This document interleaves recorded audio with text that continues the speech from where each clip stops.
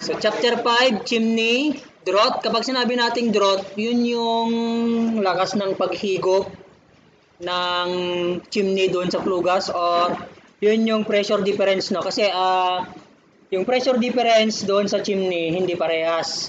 Di ba kapag may pressure difference, there is a movement ng fluid.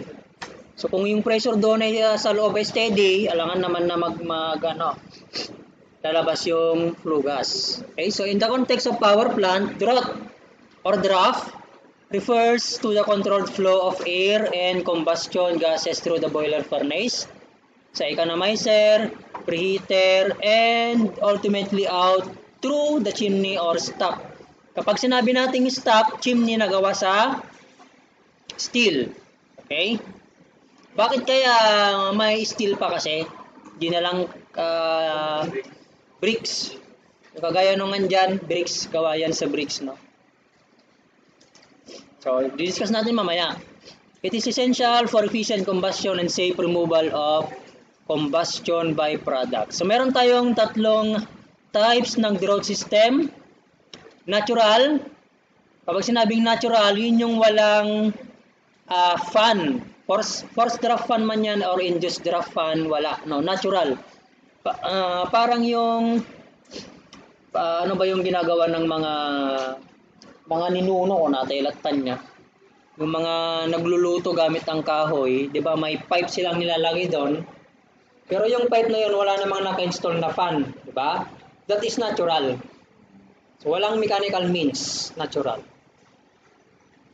This relies solely on the density difference between the hot flue gases inside the chimney and the cooler ambient air outside. Okay, yun daw yung reason. That is the density ng air doon sa outsides, tsaka minus doon sa density ng flue gas sa may chimney. Okay, yun actually yung drought, yung difference ng ng density nila, drought na yon. Or sabihin na lang natin na yung density pressure difference ng air outside tsaka yung flue gas sa may chimney. Okay?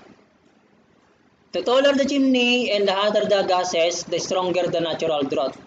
So kapag mas mataas daw yung chimney, tsaka mas mataas, mas mainit yung flue gas, mas mabilis yung paglabas ng flue gas. While simple, it is often insufficient for modern large power plants. Tama, no? So, hindi tayo makakakita ng natural na chimney sa mga power plants. So, siguro yan, yung ginagamit sa pagluluto, pwede pa, natural. Pero kapag mga power plants, hindi pwede. Kasi ang daming dadaanan ng flue gas. Dadaan yan sa furnace. Sunod sa furnace ay sa may superheater ata yun. Superheater, economizer, and air preheater. So, ang dami niyang lulusutan na mga pipes, tubes. So, ang daming losses. So, kung pure na natural lang yon, wala. Hindi makakalabas ang flue gas doon.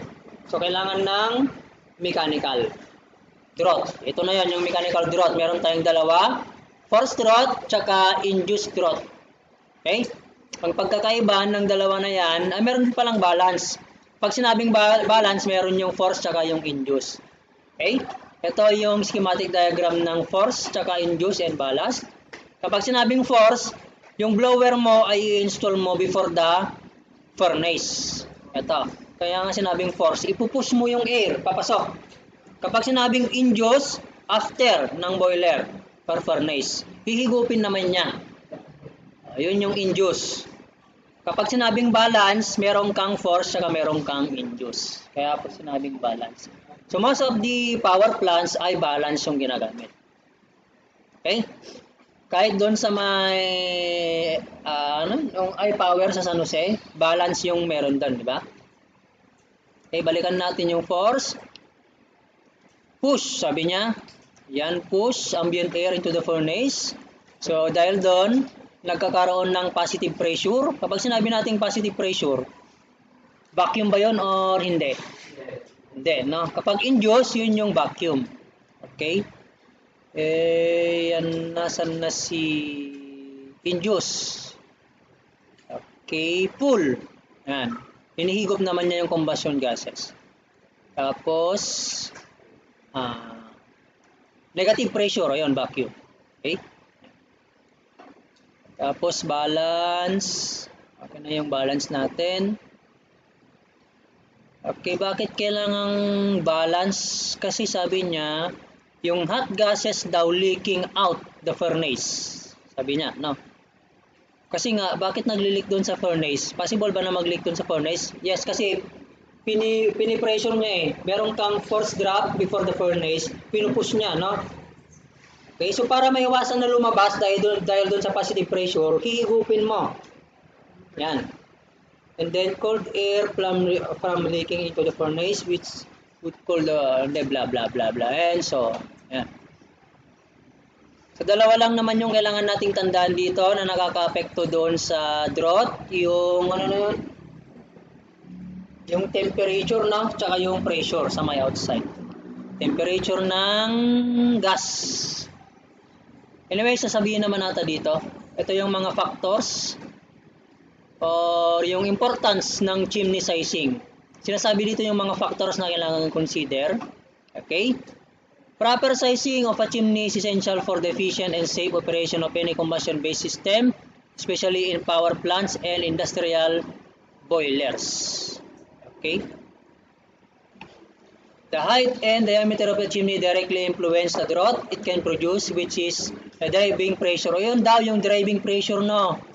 Okay, bakit kaya lumalabas yung flue gas? Dahil dun sa eto, draught, no? For air and flue gas movement. If the draught is insufficient, kumbaga kulang yung pressure para higupin or para i-push yung air and flue gas doon sa system. So kulang yung air, anong mangyayari sa combustion? Magiging incomplete. Kapag kulang yung air, hindi lahat ng fuel masusunog.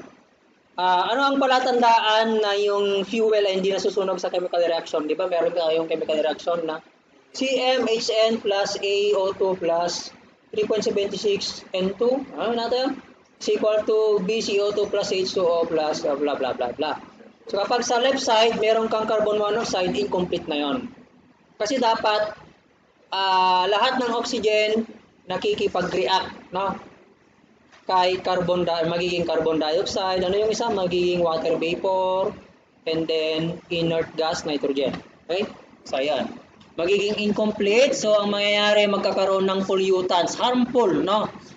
Carbon monoxide. Nakakamatay yan, yung carbon monoxide. Okay? Kaya kayo kapag halimbawa mag-install kayo or maglalagay kayo ng generator, ilagay ninyo sa sa open, yung may lalabasan yung usok. Nukubungin niyo di ay delikado. Delikado 'yon. Nakakamatay. On the other hand, properly sized chimney enhances combustion by ensuring an adequate oxygen supply and steady removal of exhaust gases. Moreover, the chimney must be tall enough to disperse flue gases at a height that minimizes the ground level pollution. Gaano kataas yung yung chimney doon sa iPower? Ito, lalagpasan ba yung yung 4th floor natin dito? 32 floor. Mataas. Ilang meters kaya itong 4th floor? By the power of imagination, 3 meters. 1, 2, 3 times 4. 12 meters lang.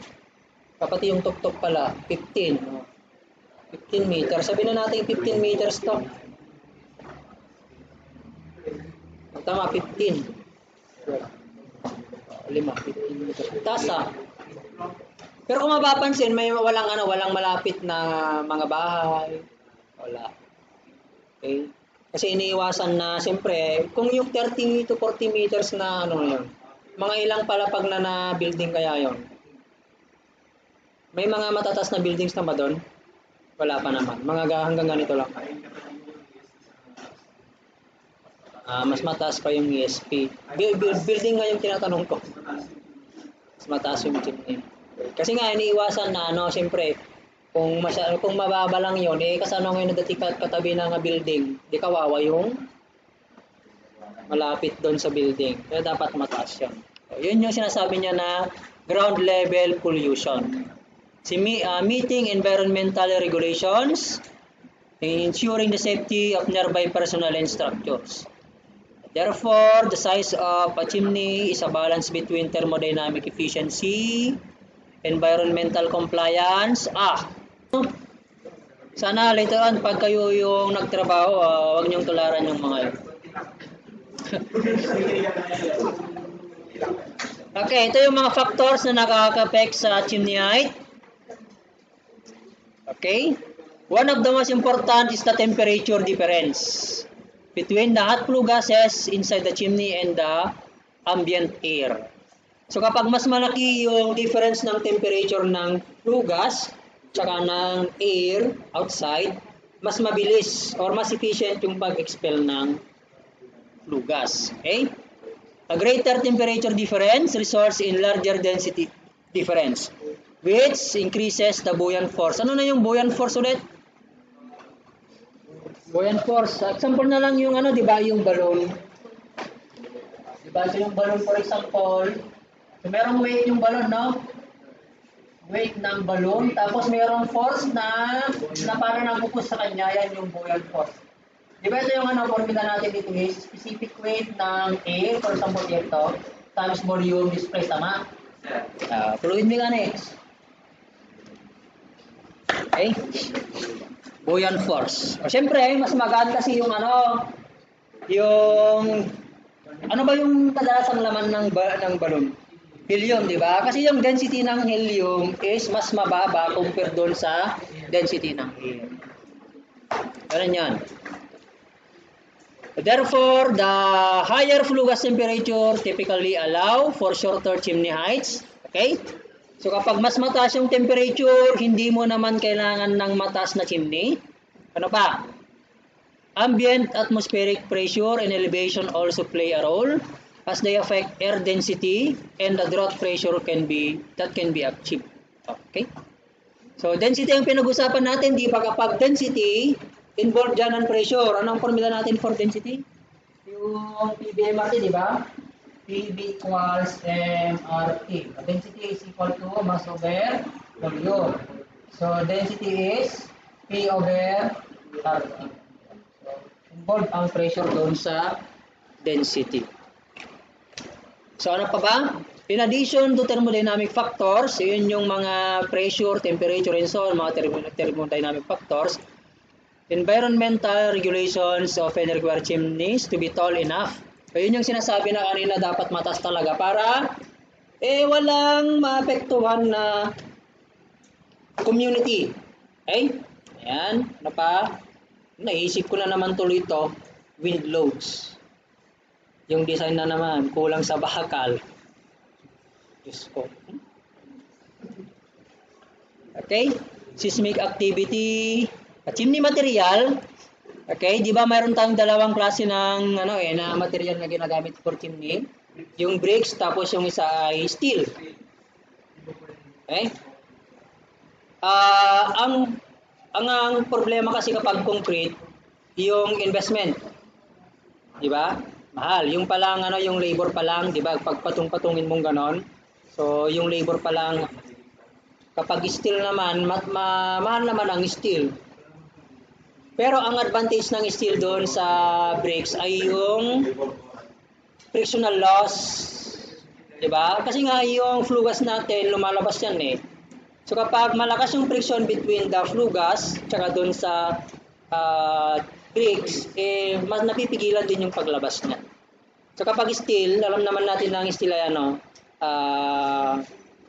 smooth. Okay? Ayun. Ang advantage naman ng bricks ay yung nagsisilbing insulation, yung bricks, di ba? Kung babalikan natin yung ating excuse me. I-transfer, yung thermal conductivity ng bricks ay mataas o mababa?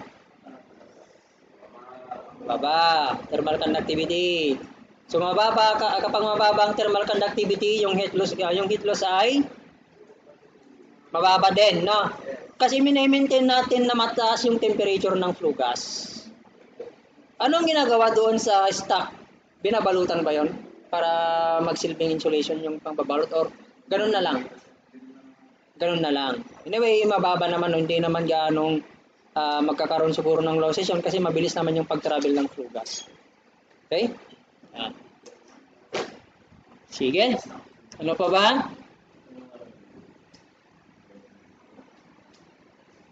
And then, finally, sabi niya, the type of the road system, natural or mechanical, will influence ang necessary chimney height. So, kapag natural, mas mataas ang chimney. Ayan. Okay? Than those equipped with force or induced draft fans. Siguro kung yun ay nasa 30 to 40 meters yung I-power, paano kaya kapag ano yun? Natural. Taas. Siguro 100 plus na yun, no? Baka mabot pa 200. Taas naman yun pag 200.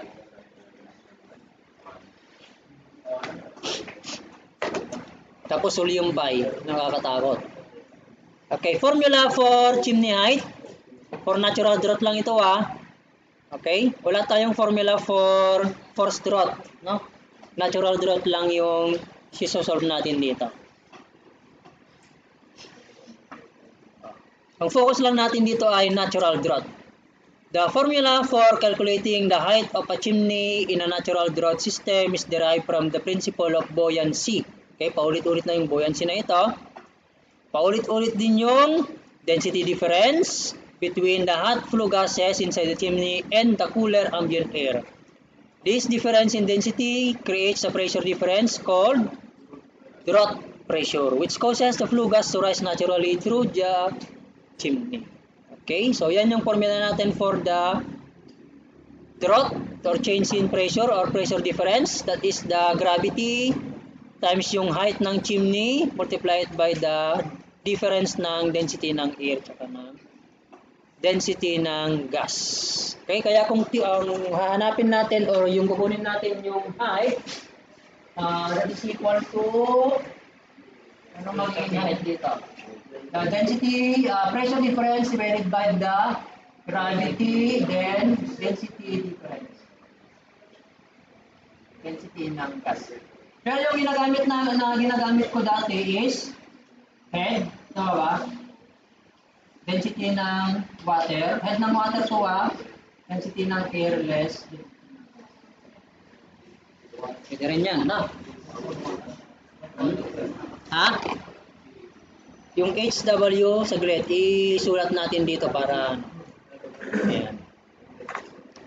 Pwede rin gamitin ito yung height ng chimney is equal to HW multiplied by density ng water divided by density difference ng density ng air less density ng gas. In which ito yung class yung usually yan yung nababasa sa manometer.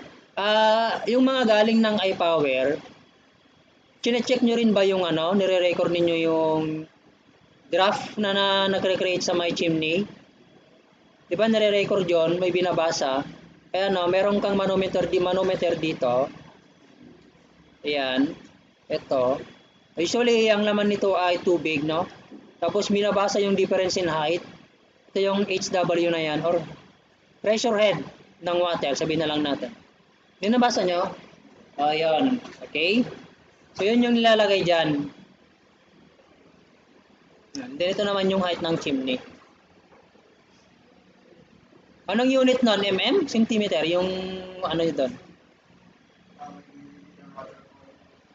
mm water column. Okay? mm water column. Okay? Sige. So, yan yung mas mabilis na gamitin to actually, no?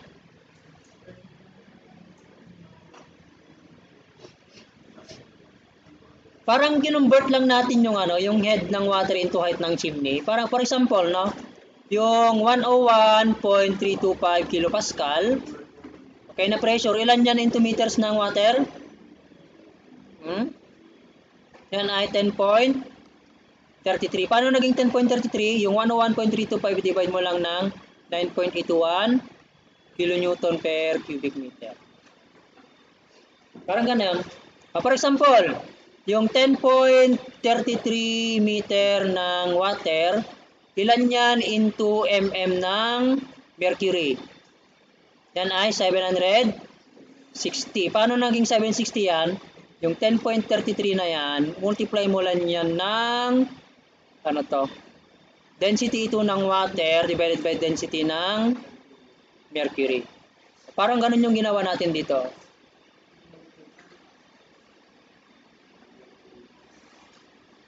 Ito.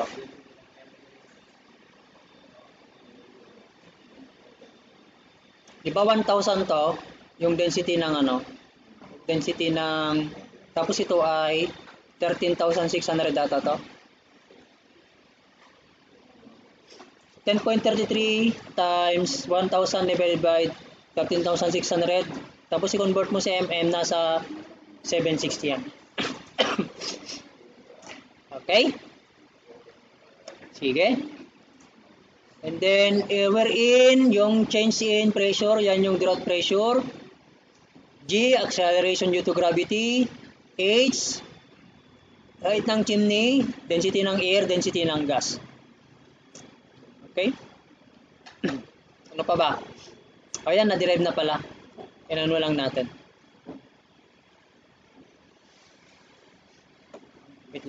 Next. Factors affecting the chimney diameter. The chimney is a critical design parameter that determines how effectively it can carry flue gas away from the combustion chamber and out into the atmosphere. O syempre kapag mataas yung flow rate, kailangan mo din ng mas malaking diameter, di ba? So one of the primary factors influencing the chimney diameter is the volume flow rate. Sabi ko nga, kapag mas malakas yung flow rate, mas malaki din dapat yung diameter. Which depends on the amount of fuel burned and the corresponding air-fuel ratio. So, a higher flow rate requires a large cross-sectional area to avoid excessive gas velocity or pressure drop. O pressure drop, tsaka velocity. Di ba related yung velocity sa pressure drop? Kung malalapan ninyo yung formula natin for pressure drop or head loss in terms of velocity, anong tawag natin doon? Yung pinag-combine na Darcy tsaka si Westbach. Morse ba yan? Iba ata kapag si Morse. Darcy Westbach formula ata. Yung tama ba? Darcy Westbach ba yon?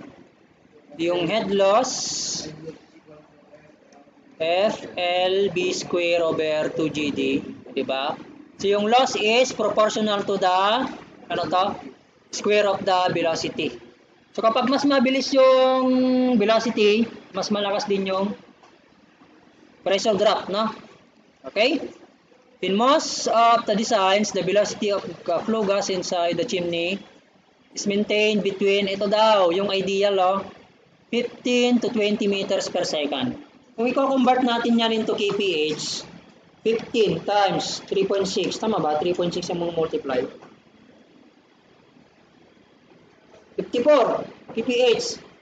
Kaya pa yun. Kaya pa yun ng tao. Kaya pa yun.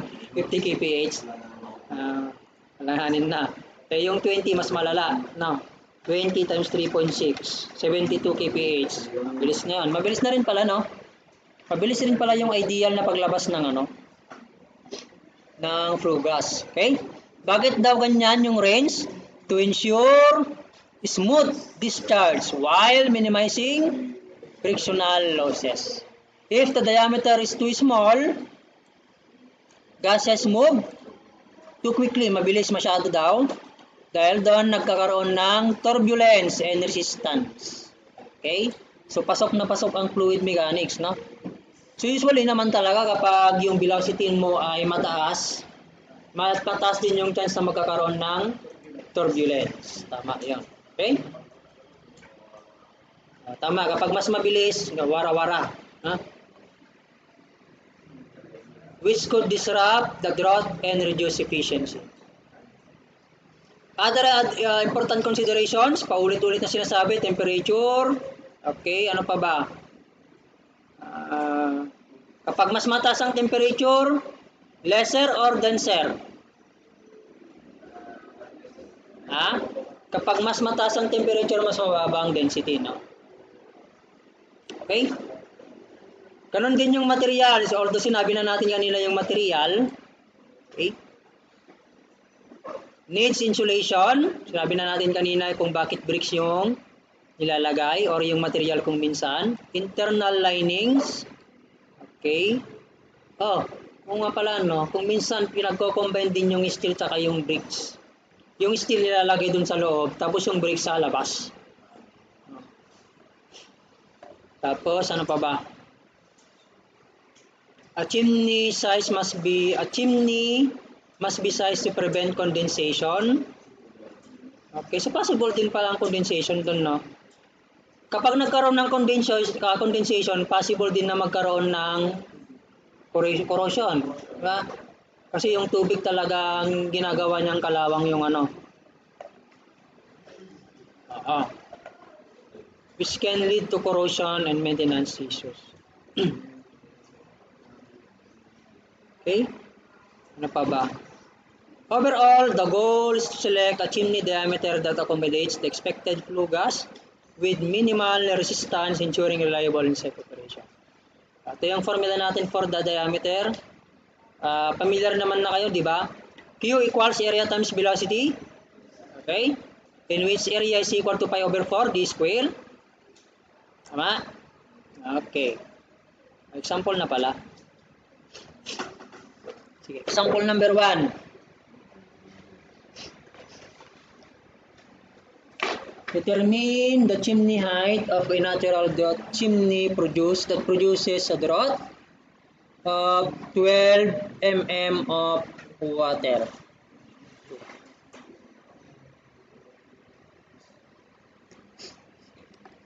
The atmospheric pressure is 760 mmHg.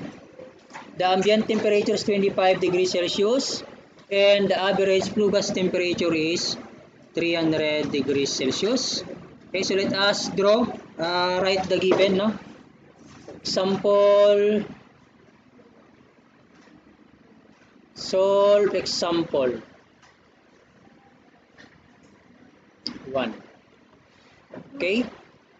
So, given, ito yung mga given dyan, yung draught, or yung HW, yung head ng water, is 12 mm. Yung pressure, atmospheric, is 760 mmHg. 760. Yung temperature ng air, or your surrounding, 25 degrees Celsius. And then yung temperature ng gas is 300 degrees Celsius. Ang hahanapin natin dito ay yung height. Okay. So apply na natin agad yung formula for the height. Height is equal to yung head in water times, since water yan, dapat ito ay density din ng water. And over density ng air is less density ng gas. So given na to, ayan, memorize naman yan, yung density ng water, 1,000. Density ng air, density is equal to P over R times temperature. So, for the air, binigay naman yung atmospheric pressure, 760 mmHg. So, SI tayo, ang 760 mmHg ay equal to 101.325 kilopascal. And then, yung R natin, gas constant for air in SI. SI ba to or metric? Metric pala. Metric pala to. Kapag metric, kilojoule. Metric ba? SI. SI. Kapag SI, kilojoule. Kapag metric, kilocalorie. Ano na ulit? 0.287, di ba? 0.8. Huwag na natin lagay yung 0.8. So, 5. Kilonewton per meter square. Lagay muna natin yung mga units para makita natin yung cancellation mamaya. Then, sa mga susunod, wag na natin ilagay. So, kilojoule per kilogram Kelvin. Tapos, temperature natin, 300 plus 273 Kelvin. So, magkakancel to, tsaka yan. Yung kilojoule pala natin, ito ay kilonewton meter. So, magkakancel na rin to, tsaka yan. Ang may iwan ay kilogram tsaka cubic meter. Ayan. So, yung density ng air is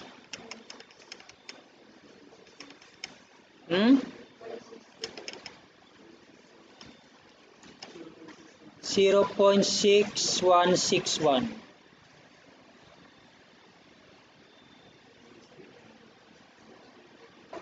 Okay.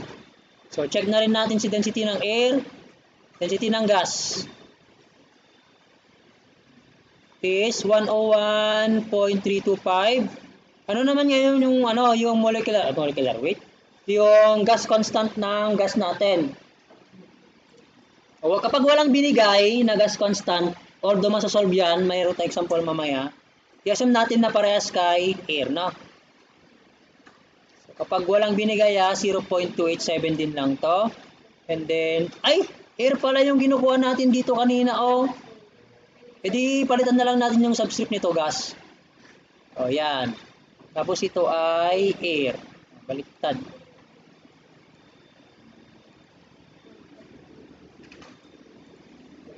Air, this is 25, no? Ang density ng air ay air kasi air. Bakit inerase mo na nga, sir? Di mo pa pinalitan. Air to. 1.47. Yan. So, yung height, pwede na natin masolve yung height, oh. So, 12. Naka-mm to, di ba?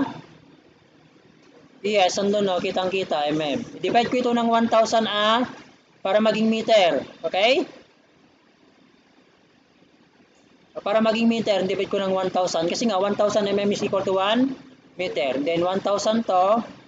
And then, 1.1847 less 0.6161. So, yung height ng chimney ay 21.104 meter. So, ganun pala kataas. Mababa lang pala yung kailangan mong height ng chimney. Kasi nga, mababa din to, yung head ng water, mababa din kasi kaya expected mo, ito yung palatandaan, no? Mababa din mo. Okay? So, check natin kung tama yung sagot.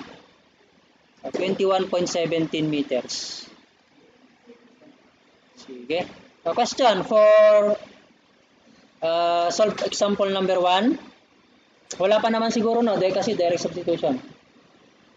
Saka density, tsaka yun lang naman yung nagpatagal yan, yung density. Okay?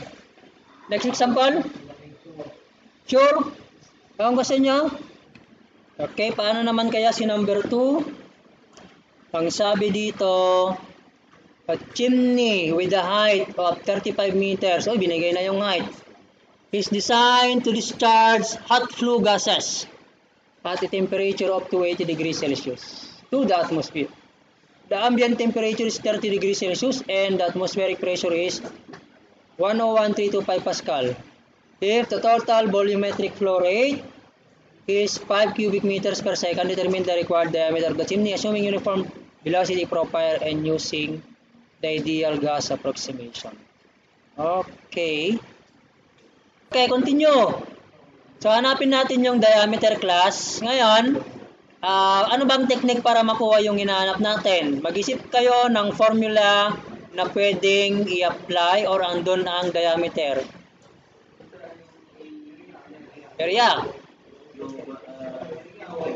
Now, kung area yan, maghanap kayo doon sa mga given ang pwede nating i-involve ang area. Yung Q, di ba? Q is equal to area times velocity. Kaya actual ito, actual. And then, we have, ano ang area kapag circular? Pi over 4 d square times velocity actual. Okay? Kaya kung nilalagay pala class na actual to, kasi kung minsan merong binibigay na CB. Winis ang CB is equal, ano to? Sa fluid mechanics natin? CB, CD, ano pa yung iba? CC, ata to? CB is coefficient of velocity, coefficient of discharge, ito ay coefficient of contraction. Ano to? C. Alala nyo pa yung fluid mechanics? Diba sa halimbawa, ito yung orifice, no? Diba, yung flow ng fluid kung ganyan, ganyan siya. Dito lumiit. Kumbaga, D over D. Yung CC is equal to D over D ata. Kung hindi ako nagkakamali, pero ganyan. Contracta. Vena contracta. Yun ata yung sabi sa fluid mechanics. Vena contracta. Okay? Sige. And then next, ito given, yung Q natin given, yung velocity, ang problema na. Kailangan natin kunin ang velocity. Okay? So we have a formula for, na-derive na to eh. Asan na yun? Yung change in pressure, iba yan. Dito ata yun. Kaya ito, gamit ang Bernoulli's equation. Bakit ito 2? B ata dapat to.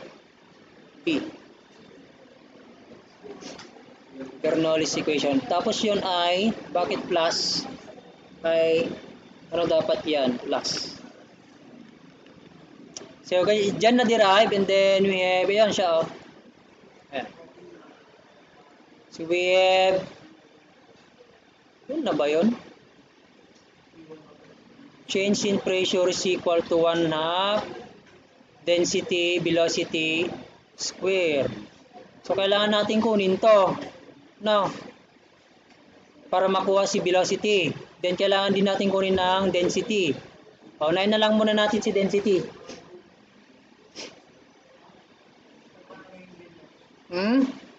Ano yan? Paano naging? Itong formula na ito? Paano naging ganyan? Sige, separate natin yung solution muna. So, balik tayo dito.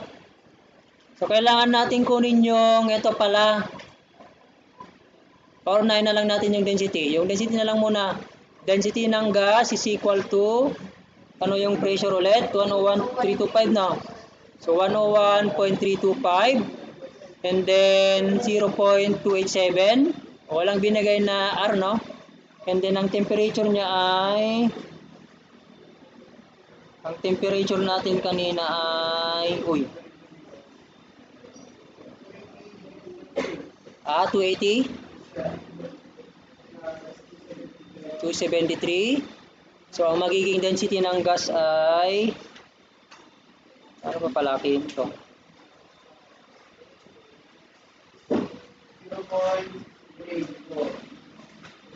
0.6384.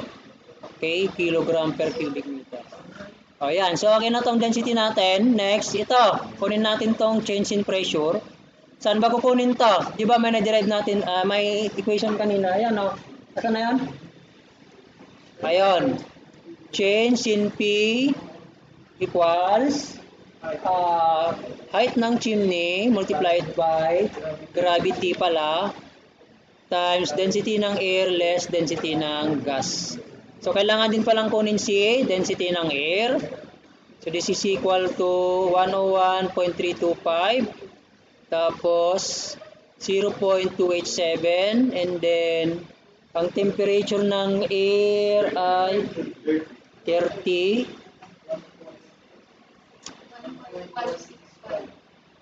1.165.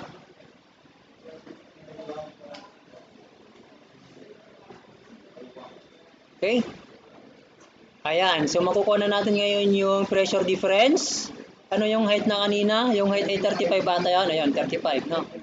So, 35. Ilagay natin yung units para makita natin kung paano naging Pascal yan. 35 meters times gravity. 9.81 meter per second square.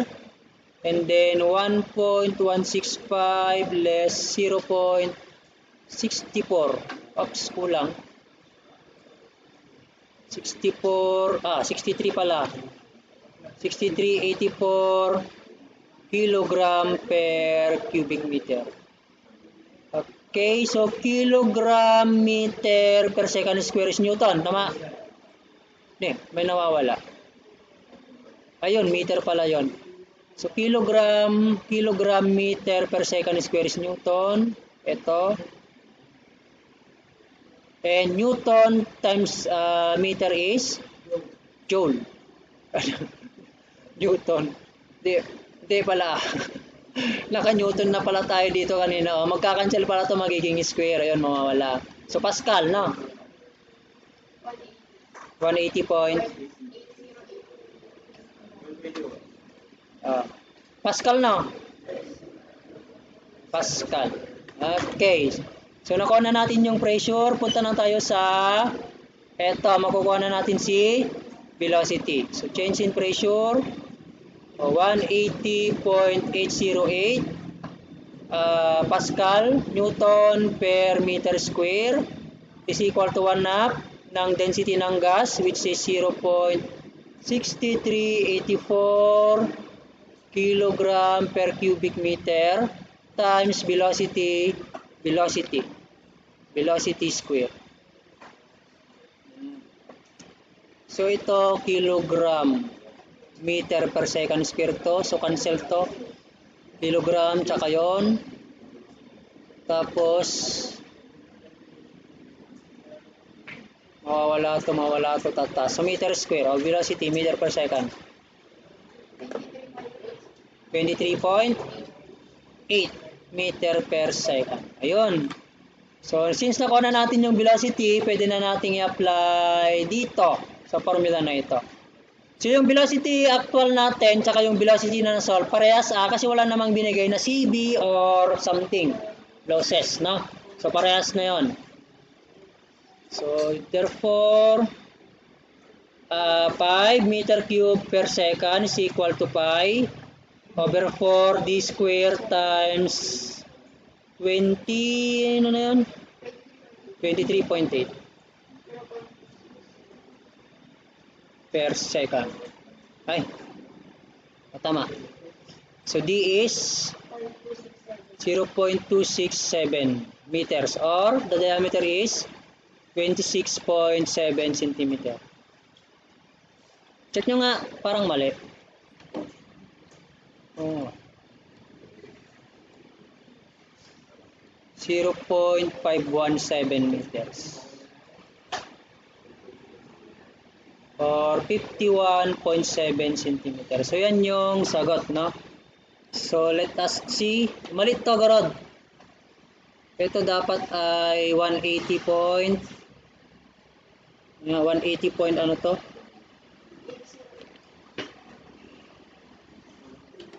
Okay, practice problem number 1. A boiler system requires an actual draught of 2.5 cm. Ay, patay. Bakit mayroon ng actual draught? To operate efficiently, the frictional losses, ayun, may frictional losses din. In the system are estimated to be 30% of the theoretical draught. The temperature of the flue gas is 300 and the ambient air temperature is 30 degrees Celsius. So hanapin daw natin yung theoretical draught in centimeter ng water. B, the height of the chimney to produce this theoretical draught.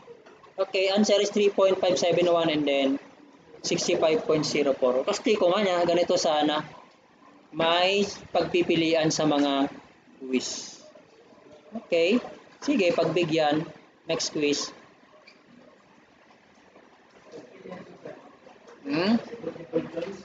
Multiple choice. Sige, pagbigyan. Show your solution. At least may hint ka, di ba, kung tama yung sagot.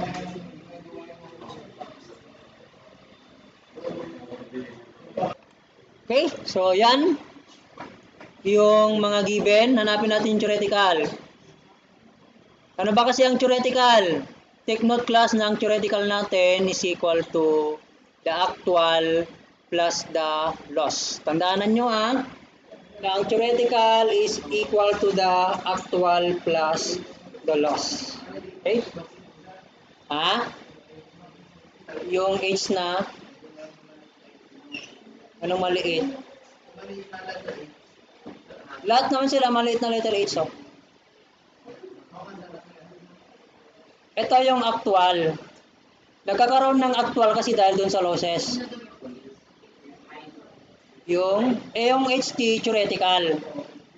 Yan yung pressure difference or yan yung draught kapag wala kang losses. Okay?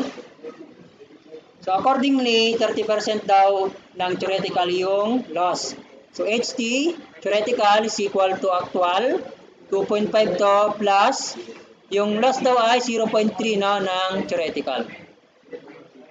So HT is equal to 2.5 divided by 0.7.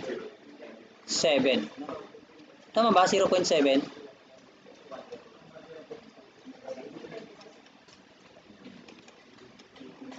3.571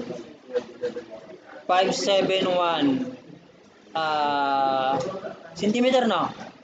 Kasi centimeter yung unit. Oh, yan. Laka, dali daw. Ha? Theoretical. Theoretical growth.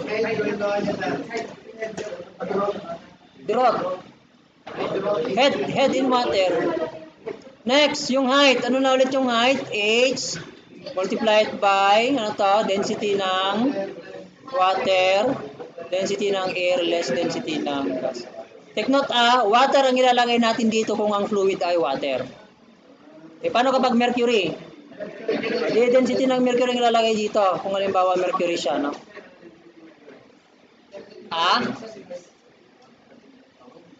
Yung mercury kasi toxic, kaya hindi na advisable na nilalagay, no? Okay? Take note pala, class na ito ay theoretical, Hindi actual ang nilalagay dyan, theoretical. Palagi. Theoretical palagi to. Yan. So, theoretical palagi to, theoretical. So, this is 3.571. Oy, kailangan pa pala natin kunin yung mga density, no? Yan. So, density ng air. O, diretso na natin. Diretso na. Okay. At 3.571 ito. I-divide ko siya ng 100. Okay lang? Kasi centimeter siya, para maging meter, divide natin ng 100. Times density ng water.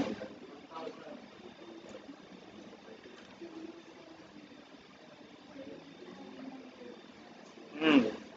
1,000. Tapos, density ng air is 101.325 divided by 0.287 times, ano ba yung temperature ng air natin? 30 plus 273 minus 101.325 tapos 0.27 din lang kasi wala namang binigay na R. Ano to? 300? So 300 plus 273. Ayan. So yung height is 65.06 meters.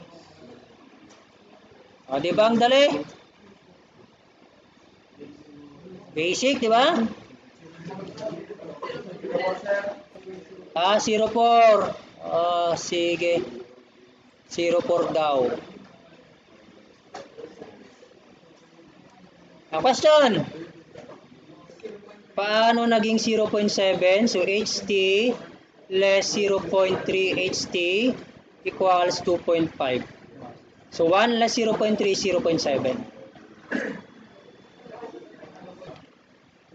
A natural draught chimney is required to discharge flue gases at a volumetric flow rate of 8.5 cubic meters per second. Ay, binigay yung flow rate. The atmospheric pressure is 101.325 pascals and the ambient temperature is 25 while the flue gas temperature is 275. Binigay yung driving pressure, that is 280 pascals. Ayun, nagbigay din siya ng coefficient of velocity, 0.98. Plus, may binigay din na gravimetric composition of the flue gas. 12% daw ng carbon dioxide, 5% ng oxygen, and 83% ng nitrogen. Kapag sinabing gravimetric analysis, kung babalikan natin yung ating combustion engineering, CMH, sino sinasabi? Di ba may dalawa yon, yung analysis natin ng gas mixtures, gravimetric, yung isa ay molar. Kapag sinabi natin gravimetric by mass, kapag sinabing molar by volume. Okay, sige. Ayan. So assuming the flue gases behave as an ideal gas, and using universal gas constant, determine the required internal diameter of the chimney that can handle the given gas flow rate under these conditions. Patay. Ang hirap yata nito ah. Sige, so let us right. Ito yung mga given natin. Yung flow rate is 8.5 meter cube per second. Ano pa? Yung pressure is 101.325 kilopascal. Then the temperature of the air is 25 degrees Celsius. Temperature ng gas is 275 degrees Celsius. Tapos ano pa? Nagbigay siya ng driving pressure 280 pascals, and then CB. Ayun, nagbigay na siya ng CB 0.98. And then gravimetric analysis daw. Ano ibig sabihin ng gravimetric analysis? Sabi niya 12% carbon dioxide. Ang ibig sabihin nun, in 100 kg meron kang 12 kg na carbon dioxide. Sa oxygen naman, in 100 kg meron kang 5 kg na oxygen, and then in 100 kg meron kang 83 kg na nitrogen. Okay, ang hinahanap ay yung diameter ng chimney. Which is 62 cm daw yung sagot. Tama. Para makuha yung diameter, dq equals pi over 4 d square times actual velocity ang ilalagay natin dyan. So ito ay given, yung velocity wala. Paano makukuha yung velocity? Diba ang velocity natin kanina from ano na yun? Delta P, diba? Is equal to 1/2 ng density velocity square. Okay, theoretical to multiply natin mamaya ng CB para maging actual, no? Ito given. Yung density ng gas wala. Next, density ng gas. Ang density ng gas is P over RT. Okay? Plus, nagbigay na siya ng ng gravimetric analysis. Once na nagbigay siya ng ganyan, gravimetric analysis or molar analysis, hindi mo na pwedeng i-assume na parehas yung R niya kay air. Ang gagawin natin, kukunin natin yung kanyang R. Okay? So, ang R kasi class, kung babalikan natin yung ating thermodynamics 1, that is equal to the ratio ng universal gas constant tsaka ng molecular weight. Maalala pa? No, sir. Very good. Ano yung universal gas constant? Ano yung value niya? In SI, yan ay kapag English 1545 foot-pound per pound degree Rankine. Tama? Kapag SI, 8.3144, di ba? Kilojoule per kilomole Kelvin. 8.3144 no, pero ginagawa ko na kasing 3 yan para mas madaling maalala. Di ba? It's true I love you. Maalala na? Para mabilis madaling maalala. It's true I love you. Yes. Okay, so meron na tayo nito. Ngayon, ang molecular weight class, yan ay equal sa the total mass, molecular weight, kilogram per kilomole. The total mass divided by the total number of moles. Okay? Yung total mass natin, alam na natin yan 100 yan yung total mass. Yung total number of moles is equal to the number of moles ng carbon dioxide plus the number of moles ng oxygen plus the number of moles ng nitrogen. Okay? Ngayon, paano makukuha yung number of moles ng carbon dioxide? Take note ng formula natin for molecular weight ay ganito. Kapag yung number of moles is equal to mass over the molecular weight. Ito. Cross multiply lang siya. Okay? So the total number of moles is mass. Unahin natin si carbon dioxide. Ano ang mass niya? 12, di ba? Kilogram. Okay? Next. Ayun na yung mass.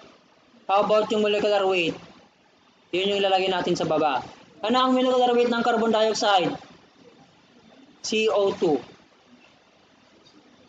Ano ang atomic weight ay atomic mass ng carbon? This is 12. Okay? Ano ang atomic mass ng oxygen? 8. 16.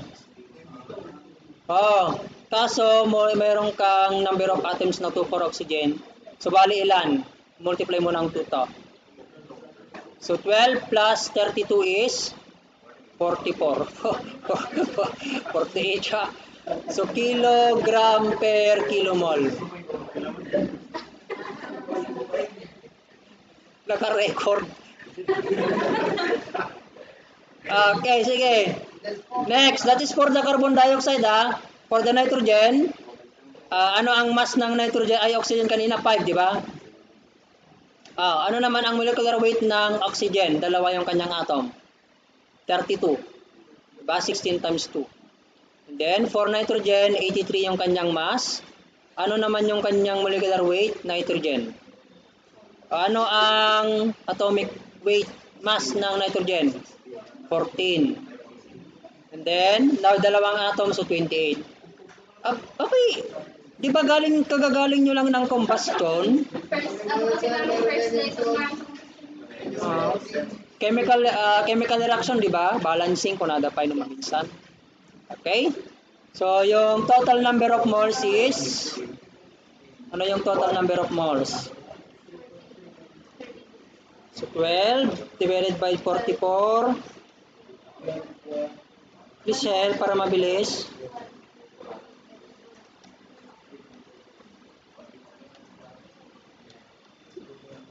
Uh, 3.3933, tama? 3.3933 kilogram per kilomole. So, yan yung total number, yan yung molecular weight ng gas natin. Ayan. So, molecular, number of moles pa lang yun. Moles pa lang pala to, moles, number of moles. Number of moles pala to. So, kilomole. So, kung kilogram yon, kilomole din yung nasa baba. Kung gram, mole lang. So, molecular weight is total mass, 100 yung total mass. And then, total number of moles, 3.3933. Okay, so ano yung molecular weight? 29.47. Diba nga naka-percent kanina?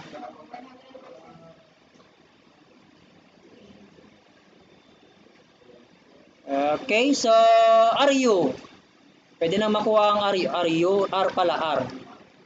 Is 8.3143 kilojoule per kilogram.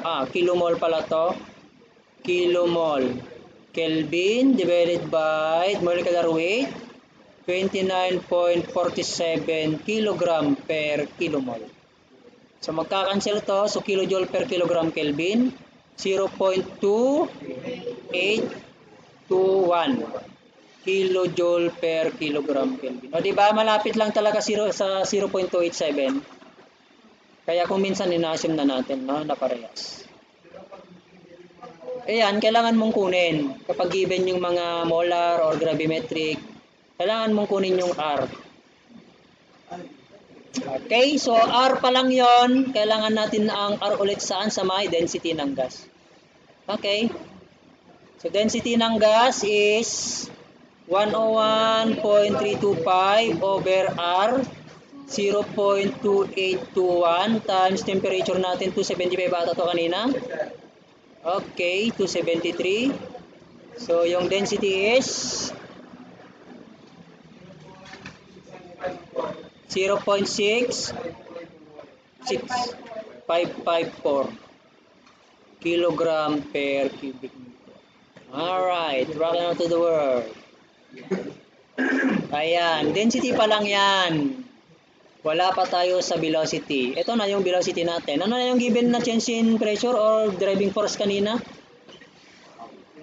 Driving force, delta P is 280. So 280 Pascal is equal to 1/2 density 0.6554 tapos velocity square. So velocity is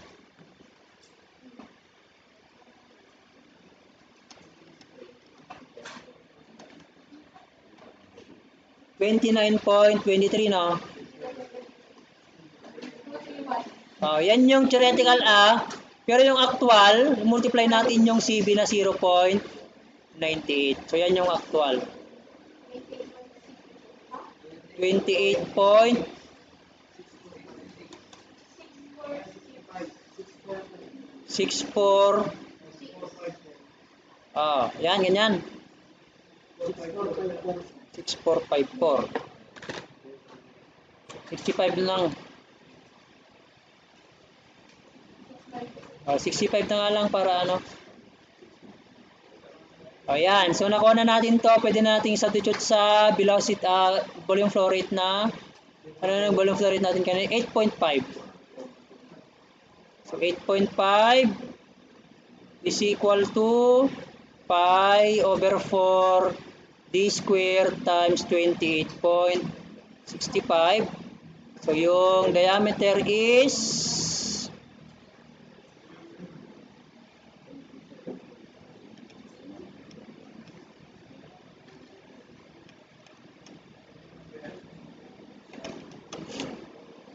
0.6146 meter or in centimeter yan ay 61.46 cm. So kanina ang sagot ay 62 no? Okay, sige. So 62 yung sagot kanina. Saan na yan? Ayan, 62. Ayusin na lang natin 61.46 para accurate. Ayan. So, parehas tayo ng sagot. Question dito? Any question? So, for number 3, a chimney is designed to discharge flue gases at a rate of 10 cubic meters per second under natural drought conditions. The atmospheric pressure is 101.325 pascals and the temperature of the flue gases is 300. The available driving pressure generated by the chimney is 350. And the coefficient of velocity is 0.96. Ayan na siya. Molar composition of the flue gases follows as carbon dioxide 10%, oxygen 6%, nitrogen 84%. So assume ideal gas behavior, determine the required internal diameter of the chimney. So parehas lang na ang hinahanap ay diameter. So yung mga given natin is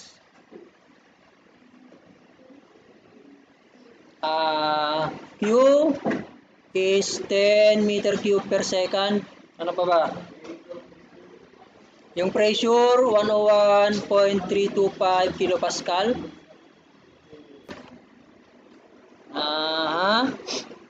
Ano niya pa? Driving pressure, 350. So, walang binigyan na temperature ng air, no? Wala. Hindi kailangan, malamang. 0.96 tong CB natin. Yung molar analysis natin, ang sabi ay yung carbon dioxide ay 10% no, or 10 kilomole in 100 kilomole ay carbon dioxide.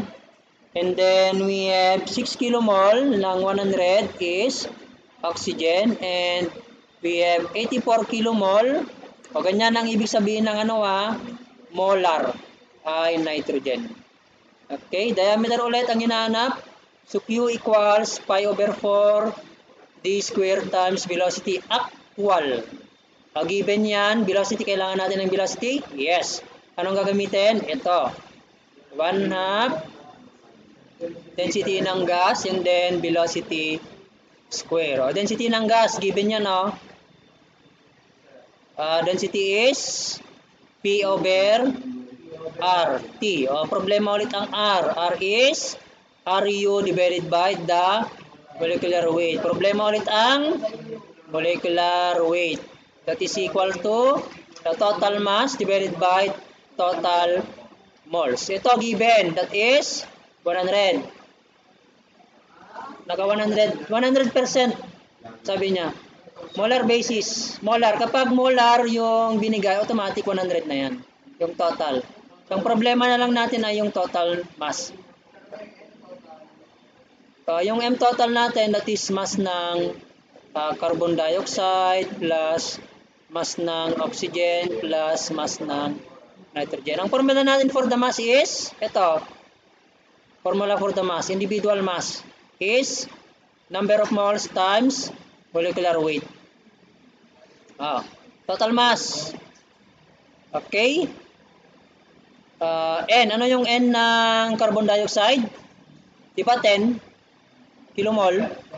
Okay, multiply it by ano yung molecular weight ng carbon dioxide? 44. Tama? Di ba tapos na natin kanina yan, yung carbon dioxide?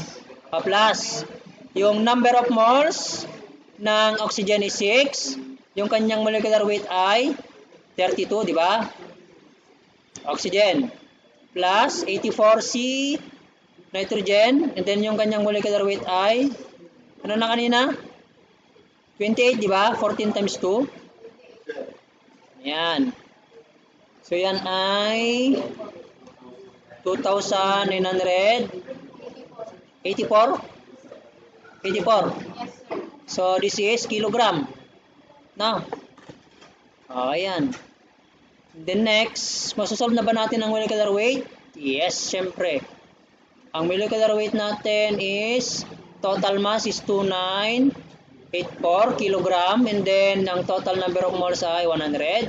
So, this is 29.84 kilogram per kilomole. And then, masasolve na natin ang gas constant. 8.3143 divided by 29.84 which is equal to 0.2786 daw. Ayan. And then, yung R na yan, masasolve na, magagamit natin para masolve ang density ng gas.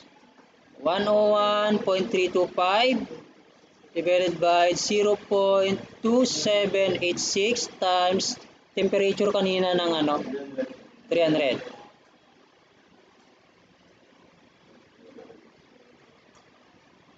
Upright. 63.47. O yan, masasolve na ngayon natin si velocity.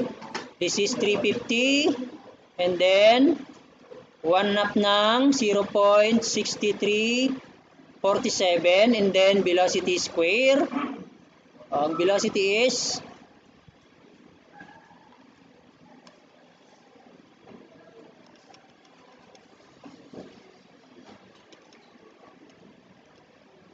33.21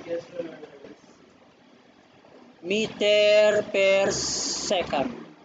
Then, ang actual velocity natin, i-multiply natin si coefficient of velocity, which is equal to 0.96. 31.816. 88 na lang. Okay, so Q. Ano na yung Q natin kanina? 10. So 10, Q equals pi over 4d square. Pi over 4d square times 31.88. So yung d is 0.